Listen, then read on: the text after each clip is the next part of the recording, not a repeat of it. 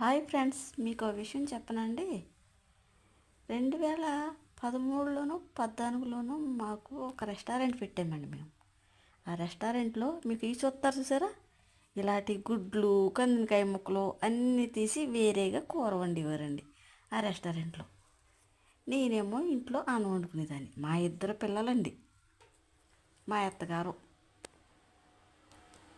ఇద్దరు పిల్లలు కొట్టుకాడ తినేసేవారు, మా ఇద్దరు పిల్లల నాన్న.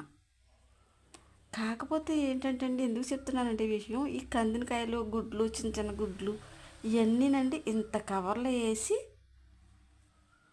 మా పిల్లలు వాళ్ళ నానమ్మకి తెచ్చేవారండి. వాళ్ళ నానమ్మకి తెస్తే ఏం చేసేదో తెలుసండి, ఈ గుడ్లు ఈ కందికాయలు ఇంత కూరను నాకేసేది కాదండి ఆవిడ. నాకేయకుండా ఆవిడ తింటే వాతమనేసి పక్కింట్లోకి వెళ్ళి ఇచ్చి వాళ్ళ కూర తెచ్చుకునేదండి. ఇది సంగతి అండి.